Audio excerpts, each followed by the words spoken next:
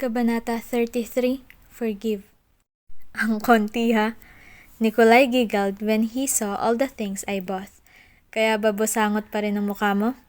I rolled my eyes at him and gently put the wine glass on my lips for a quick sip as I watched the city busy at sunset. Lumapit si Nikolai at hinagod ang likod ko. Nilingon ko siya ng kaunti bago uminom ulit. Saan ba ipapadala yung banga? If I have known that you will spend so much on that exhibit, sana pala nagpaalam tayo kay Amber bago dumalo. The look on Rosalinda's face when she heard you were buying it. I smiled a bit at Nikolai's story. Madami kasing mga kilala ang dumalo sa exhibit kaya hindi ko na napigilan. I sighed. I really don't want them to think that we couldn't afford anymore, lalo na kay Amber. I said without thinking. I feel like a failure. Paubos na naman talaga ang pera namin noong umalis kami sa Pilipinas. Dapat ako ang gumawa ng paraan para hindi kami tuluyang maghirap nitong nakaraang taon. However, all the tragedies paralyzed me and maybe after all those years of living a luxurious life, I didn't know or I couldn't accept that I have to work for it now. Kay Nikolai ko lang naaamin ang bagay na iyon. I honestly don't know what I'll do without him. After all these years, he is still my confidant. All those problems I had, I'd probably kept it all to myself if he wasn't beside me. At hindi ko alam kung anong mangyayari sa akin kung patuloy kong kikimkimin ang lahat ng iyon at walang mapagsabihan. Because the baby daddy is now richer than you? I glared at him. Kailangan niya ba talagang banggitin na pareho na naman naming alam na iyan ang dahilan? Good thing she entered modeling. It pays good, but it could pass as a hobby, kaya hindi mo ka nangangailangan. Nikolai laughed again. I have no problem with you shopping, and I could fund it. Pero kung lagi mong pinipilit na pera nyo ang gamitin, baka kakapakita mong hindi nga kayo naghihirap sa panlabas, sa panloob talagang tuluyan na kayo maghirap. I sighed and didn't speak. I know he's right. All the spending I'm doing is just a band-aid solution. I feel good whenever I shop. I forget the feeling of failure whenever I do it. It's my escape nowadays, and it also fuels my determination to look like I am still on the top of things, na may pera pa kami at hindi pa naghihirap. This is why I don't see it ending anytime soon. It's an obsession, a defense mechanism, and a facade all in one. I'll think about it some other time. For now, I think I'd like to wear my new boucheron on the next party. Nagtaas ako ng kilay at gumisi kay Nikolai. He smirked. Nagtaas din siya ng kilay. Hindi kaya tumitriple ang gastos mo this past few months, hence the antique jar, cause you want to drain your daughter's money because you don't want her to go back to the Philippines? Umirap ako at binaba ang iniinom na wine. Of course, Nikolai, I don't want her to go back to the Philippines, but buying stuff for that is a stretch. Ha! Don't lie to me.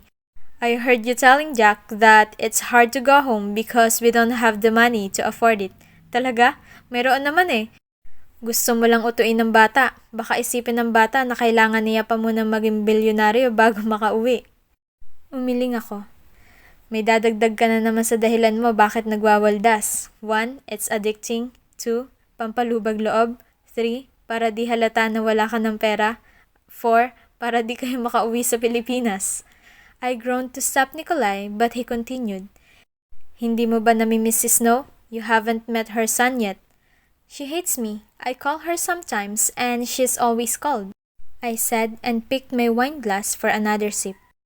The sun has set from the city light. I watched the last ray of the sun disappear from the skyscrapers. For a moment, it was dark, but after a blink, more lights appeared from the skyscrapers and the large roads. Lagi kong iniisip noon na kapag gabi, talagang madilim. Pero dito, hindi. Kapag gabi, marami pa ring ilaw. I've lived in big cities back when I was younger and I never noticed that. Ngayon lang, siguro dahil may trabaho naman ako noon at abala sa pag-iisip sa mga ganoong bagay. Ngayon, wala na.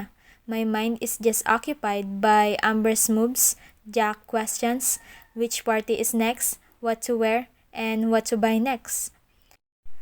How about your father? Nikolai's tone changed a bit. He's getting older. I looked at him and smiled.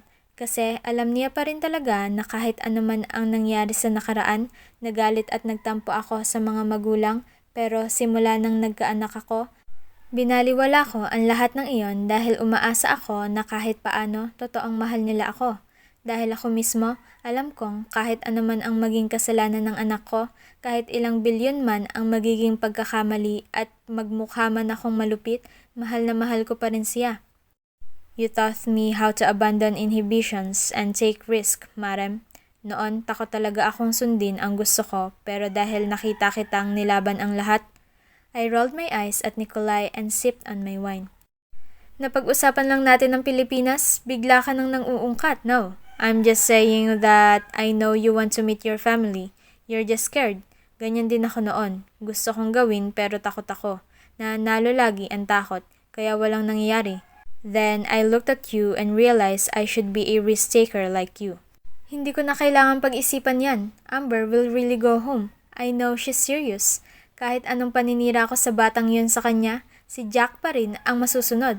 Gusto ng apo kong makita ang ama niya. Wala na akong magagawa. Kaya, oo, uuwi ako, Nikolai. Now, stop the drama and just cut me some exclusive pieces para naman matuwa ako. Wow, okay, he said while nodding mockingly. I sipped on my wine again. Di magkikita kayo ni Achilles niyan. Muntik ko nang maubo ang wine sa tanong niyang iyon. I glared at Nikolai as he smirked. Gusto kong sabihin sa kanya na manahimik na lang siya at huwag na naming pag-usapan si Achilles. It's useless and unnecessary. Pero simula nung nagpagupit si Jack, madalas niya nang nababanggit. At tuwing sinasaway ko, pinaparatangan niya akong hindi pa nakakalimot. Kaya, pues, bahala siya sa sasabihin niya. Hindi na ako makikialam. Nikolai poured a wine on his wine glass and watched the city line with me. Alam mo, napag-isip-isip ko nitong nakaraan. I gritted my teeth. I can definitely listen to him with a poker face. Lagi mo sinasabi na si Bal was weak and disappointing. Then you thought Jackson was better kasi hindi marupok. Pero sa huli, pareho rin pala sa kuya. Manang-mana. Parehong mahihina na hindi naturuan ni Achilles ang dalawa ng mga prinsipyo niya noon na kayang tumanggi kung alam niyang mali. I groaned. My poker face is going sour. I tried hard not to give any expression but in the end, I thanked the darkness in that part of the living room and continued to listen to Nikolai's musing. Baka yun ang sobra noon. Achilles is a man of honor. He didn't want to touch you because you're his half-sister. He didn't tell you his reasons because he knew your life will get destroyed, your family broken, and you'd kill yourself if he did. He married Alana because you didn't stop when he pushed you away. And when you both knew the truth, he pushed you away because he respected your marriage and he didn't want you to become a cheater, to break your vows. He sacrificed your love for your name, your safety, and your dignity. Saan ka ba patutungo nito? My God, Nikolai! I rolled my eyes. Ayoko nang pag-usapan to dahil irrelevant naman. Hindi ko na napigilan. Naisip ko lang, hindi natin mapag-usapan noon. Ngayon, parang you are more accepting when I talk about it. Well, that's because I am tired of telling you to stop talking. Hindi ka naman tumitigil. If this is my unit, I'd order you to pack your bags and leave. Palalayasin kita, pero bahay mo to, kaya may magagawa ba ako? He chuckled. Bold of you to assume that if this was your house, you can make me live? Nagkatinginan kami ni Nikolai. Hindi ako makapaniwalang hinahamon niya ako. I will be like a pest you can chew, a ringworm you can cure, an infestation you can get rid of. Shut up! Umiling na lang ako. Humagalpak naman siya. As I was saying, naisip ko lang na talagang masyadong matigas. Iritado kong binalingan si Nikolai. Ang paninindigan ni Achilles kumpara sa mga anak niya. His sons were diluted, kumbaga, mga marurupok na. He then chuckled. Kaya si Amber, paniguradong mahulog din doon if he pursue. Shut your mouth! You're talking about Amber, for Pete's sake! Nagulat si Nikolai sa biglaan kong pagputol kaya natutop niya ang labi pero gumuhit pa rin ang ngisi. He's her ex-boyfriend, that's all. They are in no way ending up together, that's for sure. Nagkatinginan ulit kami, ngumisi si Nikolai. For sure? Don't make me laugh. You know there is a chance. If Jackson Riago pursues Amber, Amber has changed. Her priority is her son, not any man. While her son wants his father and Amber is single, the baby daddy, I heard, is a big shot now and wants your daughter all for himself. Umiling na lang ako at naisip na hindi naman siguro, hindi ako papayag. Sa nagdaang taon, nakita ko kung gaano nasaktan si Amber ng batang yon. He doesn't deserve her. She was so young when they expected and she's been through a lot. My daughter is heartbroken and I did all evil things just so it would appear she's not.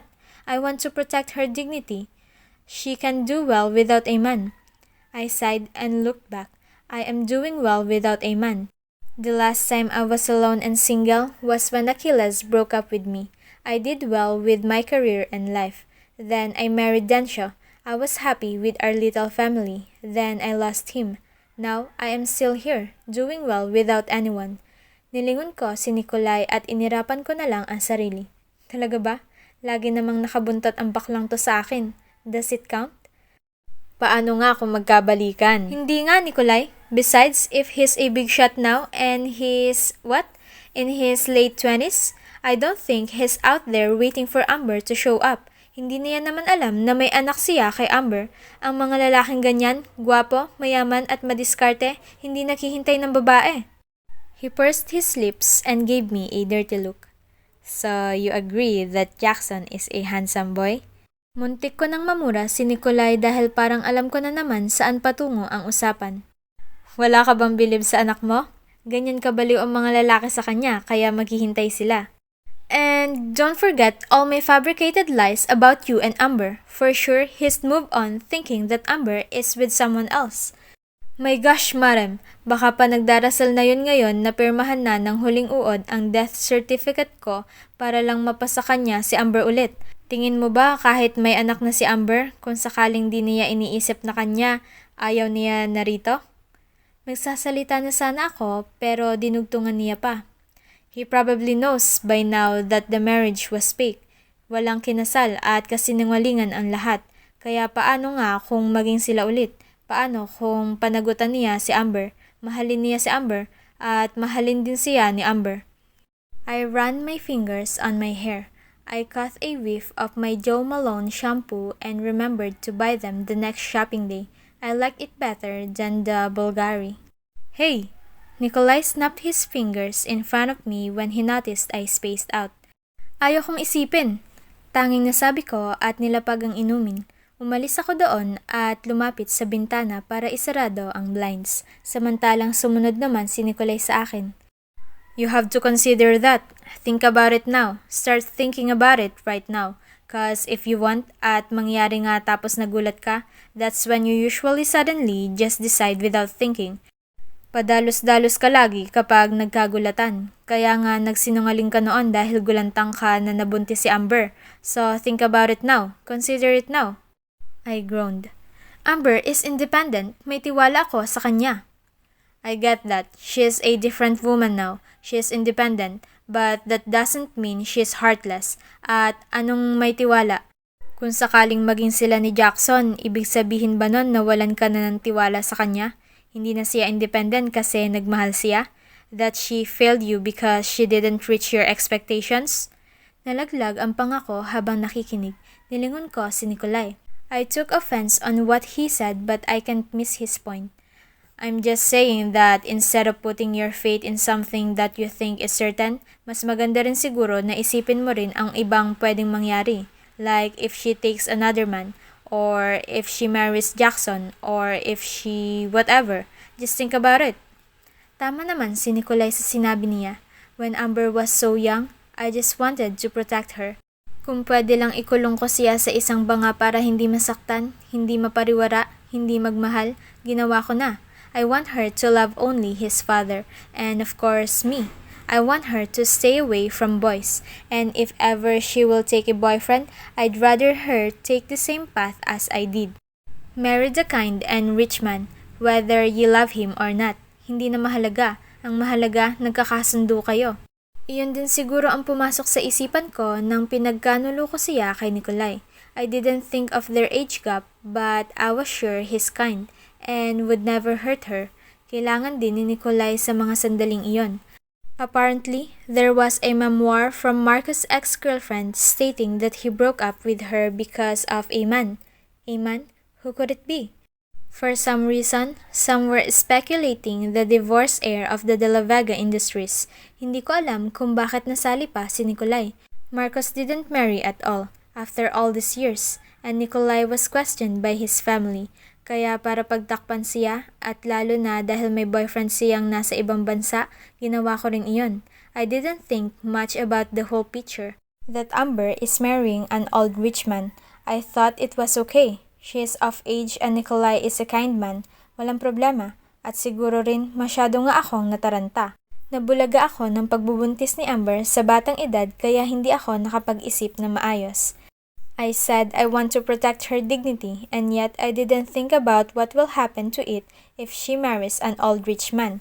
I fully regret it pero wala na akong magagawa ngayon. The damage has been done and I don't think I would organize a press conference to take it back. That's just too controversial for Amber and Nikolai. Pag-usapan muna kaya natin kung bakit parang malapit kayo ni Armando sa auction. Bumuntong hininga ako habang nilalapag ang wala ng lamang wine glass. Titigil na sana ako sa pag-inom kaya lang nadadala na naman ako sa mga tanungan ni Nikolai. He is newly widowed and he paused. Pareho kaming napabaling sa malayong pintuan at natanaw na kadarating lang ni Amber kasama si Jack. We both know how you are with men. What do you mean by that? Iritado pero pabulong kong balik sa kanya dahil ayaw kong marinig kami ni Amber. Natawa si Nikolai. You know, parang mga cactus lang sila para sa'yo. You don't nurture them or water them much. Sometimes you neglect them but surprisingly, they thrive. That's your talent. What? Lito kong tanong sa kanya. Kaya baka naman may hindi ka sinasabi sa akin tungkol kay Armando.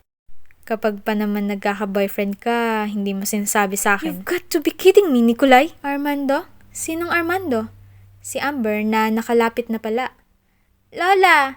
Sigaw ni Jack at agad-agad akong niyakap. Niyakap ko siyang pabalik. Tumawa ako at hinayaan muna siyang magtagal sa yakap. Napawi nga lang ang ngiti ko nang nakita ang itsura ni Amber habang nakatitig sa akin. She looked angry again. It's like she's always ready to terrorize me or something. Ah, wala Amber. Si Nikolai na ngayon lang tumahimik. And boyfriend? Namilog ang mga mata ko. Sinipat ko kaagad si Nikolai. Kasalanan niya to. He looked at me tensely and laughed at Amber. Boyfriend ng kilala namin, Amber. He smiled fakely. Amber gave me a dirty look. Inabala ko naman ang sarili ko kay Jack. Kahit na hindi ako guilty, pero parang naiilang akong tumingin sa anak ko ngayong mukhang nagdududa siya sa akin. Jack, let's go. You need to take a shower and change first. Niyakap ko si Jack at binulungan. Go to your mama, love. Tumango si Jack at tumakbo na papunta sa kwarto nila. Pinagmasdan ko si Amber na umalis at di na ng usisa bago ko binalingan si Nikolai sa matalim na mga mata. Ngayon, tumigil ka na sa mga sinasabi mo. Kanina ka pa. There was no stopping us coming home. Somehow, even when I didn't want to, at the back of my mind, I was preparing for it. Amber chose the high road and accepts that her son will want to meet his father. Hindi niya ito ipagkakait kay Jack, and despite my strong disagreement, I am actually proud of her for that. Hindi ko alam kung kaya ko ba iyon kung ako. I sighed. Fine. I'm sorry. For sure, I know you agree that we all want a grand party for Papa. Alam kong ayaw mo sa mga imbitado, pero wala nang ibang pwedeng magplano ng ganito ka-engranding party sa ating pamilya. Titignan ko kung ano magagawa ko. Simula nang tumawag ulit ako sa amin, iyon na ang pabor na hiningi ni Kuya Remo sa akin. I understand though. Even if we hire the best events organizers in the country, iba pa rin kapag may family member na magsusupervise on top of things. He knows that I'm good at that. I'm always almost present at prestigious parties after all. Ilang beses na akong tumanggi pero sa huli. Para kay Papa, ani Kuya, I felt a little distant about it but I know I should agree and accept it. He's my father and he's not getting any younger. His family. Okay, I said quietly. By the way, napag-isipan mo na ba ang offer ko sa'yo? We're not staying in the Philippines, Kuya Ramos. I said yes to supervising Papa's birthday because it's an event. The responsibility is temporary, hindi para sa hotel. It's also temporary, madam. You know you can always leave when you want to. For the meantime lang bale. I don't want to, I said in all honesty. You can choose which of my hotels. Mahirap na kasi ngayon, alam mo naman yan. I'm buying a lot of properties and I need to check on them all the time. Snow is busy and Sibal has his own company. Mon is traveling. Kael is too young. Snow was 17 when she assumed the post. Giit ko. Iba yun. Now the whole hotel is operating, including the casino, and he's busy studying. Ayoko, kuya. Please, just leave me out of the hotels. Bumuntong hininga si Kuya Ramos at sumuko sa tawag na iyon dahil alam ko uulitin niya pa iyon sa susunod na tawag at lalo na sa pagkikita namin kapag nakauwi na ako ng Pilipinas. I watched the tiny calm waves of the shores of Batangas Bay. Nasa properties kami ni na Athena, ang napangasawa ni Solomon. Kabababa ko lang sa cellphone ko dahil tumawag na naman si Kuya para i-offer sa akin ang pagmamanage ng hotel. Don't you need it, Jamani? He asked. I feel like it was his last card. You know I don't work for money. But you have to, now, yes? At alam ko rin na hindi ko kailangan magtrabaho sa kanya para lang magkapera. Talagang gusto niya lang subukan ako sa ganitong paraan. I sighed. Napapagod na akong tumanggi kaya dinaan ko na lang sa buntong hininga. I heard about the antiques you bought. You shop spreed even when you're not earning anything anymore. You can't rely on your trust fund. It's not a bottomless pit with that kind of lifestyle. The antiques are worth more than money. I buy them for pleasure, but you have to agree that they are even better investments than putting your money on the bank. Please, Kuya, I know you know these things. Oo, pero paano mo ma-maintain ang lifestyle mo kung ang lahat ng pera mo binili mo na ganyan? I groaned. You sound like Amber. Give it up, Kuya. I said I'm not working. Pagkatapos ng ilang sandali, muli kong napasuko si Kuya at tuluyan ko nang binaba ang cellphone. Ramos, muntik na akong napatalon sa nagsalita sa likod ko. Nilingon ko si Papa na nakaupo sa wheelchair niya. His hair is white and long in a low ponytail. Even when I know he could hardly stand up, on his right hand he's holding his vintage cane with a gold cap where our family's coat of arms is carved. Oo, si Ramos. Sagot ko dahil tinanong niya kung sino ang katawagan ko. Napasulyap ako sa looban ng bahay. Athena is watching us as she helped their house helps keep our breakfast utensils. Ngumiti ako sa kanya at tumango naman siya at pinagmasdan si Papa sa harap ko. Sa likod ko, narinig ko si Jack na sinisigaw ang pangalan ni Amber. They are both enjoying the beach. It is something we don't usually do back in the New York, so Jack was very thrilled and happy. Anong sabi niya? Ngumiti si Papa. His white-haired brows relaxed and the sides of his eyes wrinkled. It's just about the party. I lied. Tumango si Papa. Are you having a hard time? Umiling ako. Hindi naman, Papa. I can still remember how to properly host a party, so I trailed off. He nodded and watched me until his eyes wrinkled again for a small smile. I'm glad you've moved on. Nanatili akong estatwa sa harap ni Papa pagkatapos niyang sabihin yon. His lips pursed. It's been years back then, but I had a feeling that you carried it in your heart so deeply. My thoughts were blank as I listened to him. Dapat lang, ilang taon na rin ang lumipas. He laughed heartedly like Santa Claus on Christmas. Hindi nga lang ako tumawa at sumabay sa ngiti niya. Nanatili ang tingin ko sa kanya nang walang iniisip. Are you ready to meet Domitilla, then? Yes. Agad ko ang sagot. Tumango si Papa at ngumiti ulit. That's good. Nagkatinginan kami. Ilang taon din akong nagalit dati kay Domitilla para sa lahat ng nangyari, Maria Emilia. And after what happened to us, I got mad at her again. But life is short. No matter how hard I try to keep my grudges, I know our lives are intertwined one way or another. Tumango ako at wala pa ring sinabi. Sumuko na kasi ako sa pagbibilang ng araw at pangangarap sa sarili. Kung galit pa ba ako? Kung nakalimot na ba? O natanggap na ba ang lahat? Suko na ako. Kung ano man ang nararamdaman ko, ayaw ko nang isipin pa na mabuti. I just know that I have to follow whatever I'm feeling. It's easier that way. Overthinking will only unleash complicated things I'm trying to simplify.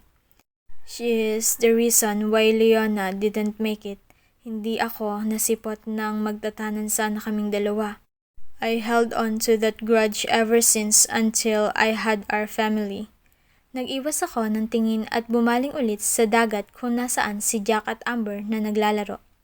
One day, nakita ko kayong tatlo sa harap ko, inosenteng mga bata, mga anak ko. I thought holding grudges is ridiculous. We can't turn back the time anymore. Kahit magalit ako kay Domitilla at kahit ilang beses na siyang humingi ng tawad noon, walang nawala sa kanya. Pero sa akin, mayroon. Ang mga gabing paulit-ulit kong inisip at binalikan ng lahat. The one who asked for forgiveness is at peace. The one who couldn't forgive will always be tormented.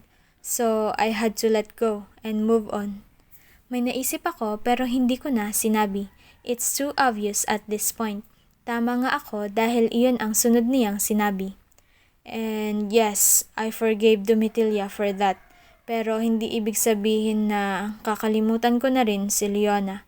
I cared for her for years but she never even tried to talk to me. Hindi ko na rin pinilit pa dahil may pamilya na ako.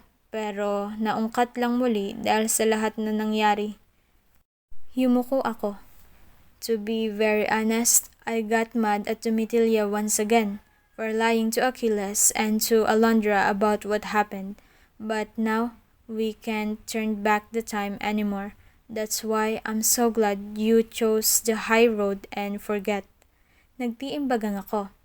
Hindi ko na mapigilan.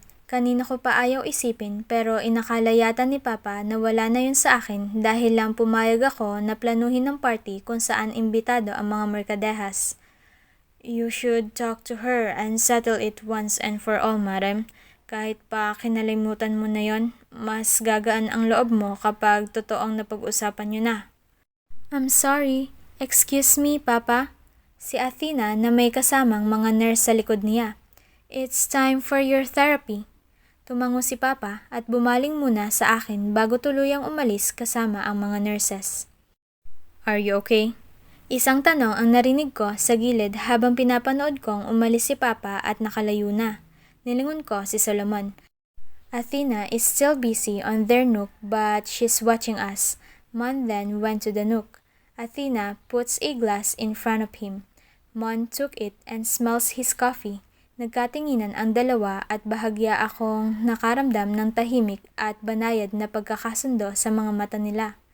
Kuya Ramos' wife left him because she didn't love him. I married Dancio for convenience and love him as my partner. But this one that Mon and Athena has is something that both Kuya and I never had. Yumuko ako at napangiti. You already had your coffee a while ago. Do you want juice or some tea, ate?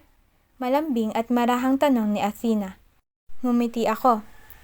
Wine please?